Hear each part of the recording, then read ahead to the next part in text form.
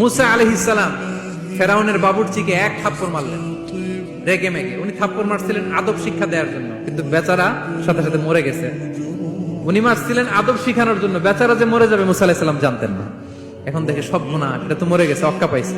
উনি দিলেন দৌড়। মুসা আলাইহিস সালাম দৌড়াতে দৌড়াতে প্রাণ ভয়ে চলে গেলেন আরেক সীমান্তে, মিশর ছেড়ে আরেক এলাকায়। যে দেখে কিছু লোক ধাক্কাধাক্কি করে তাদের উট গুলোকে পানি খাওয়াচ্ছে, আর দুইটা মেয়ে পাশে চুপ করে বসে আছে। উনি বুঝতে পারলেন মেয়েগুলো এই ইয়াং ছেলেদের সাথে ধাক্কাধাক্কি করে টিকতে পারবে না। উনি এগিয়ে গেলেন, বললেন তোমরা পানি খাওয়াবা উটদেরকে? হ্যাঁ খাওয়াবো, আসো। উনি উটগুলো নিয়ে সবাইকে সরিয়ে পানি খাইয়ে দিলেন, মেয়েরা চলে গেল। এবার বাবার কাছে যেয়ে বলল, বাবা এমন এক ছেলের সন্ধান পাইছি, ছেলেটা খুব ভালো, আমাদের চেহারার দিকে তাকায় না, মাটির দিকে তাকিয়ে কথা বলে।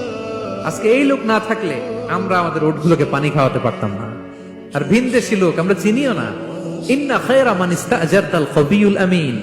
বাবা করেন, আমাদের তো রাখাল লাগবে, আমাদের দেখভাল করার জন্য তো একজন সুপারভাইজার দরকার, এই ছেলেকে আপনি কাজে রেখে দেন। সুবহানাল্লাহ পড়বেন না? বাবা বললো যাও নিয়ে আস। মেয়ে দুজন যে বললো আব্বার কাছে চলেন, আব্বা আপনার কথা বলবে, আপনার সাথে আলাপ করবে। মুসা আলাইহিস সালাম বললেন ঠিক আছে, তোমরা পেছনে পেছনে যাও, আমি তোমাদের আগে আগে যাই। তোমরা আমাকে বলবা যে ডানে না বায়ে না সামনে। সুবহানাল্লাহ পড়বেন না? কি চরিত্র, কি চরিত্র ছিল যাদের, যাতে করে তাদের দিকে তাকানো না লাগে। মুসা আলাইহিস সালামের নজর যেন তাদের দিকে না পড়ে। মুসা আলাইহিস সালাম বললেন আমি আগে যাই, তোমরা পিছন থেকে বলো ডানে না বায়ে, কোন গলি, কোথায় যাব। আল্লাহু আকবার। তো যাওয়ার পরে মুসা আলাইহিস সালামের সততা, এই বিশ্বস্ততা আর স্ট্রেংথ, শক্তি দেখে ওনাকে কাজে রেখে দিলেন মেয়ে দুটার বাবা।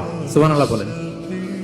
আর বললেন এত বছর কাজ করবা, পারিশ্রমিক হচ্ছে কাজ যখন শেষ আমার এক মেয়েরে তোমার কাছে বিয়ে দিয়ে দিবে।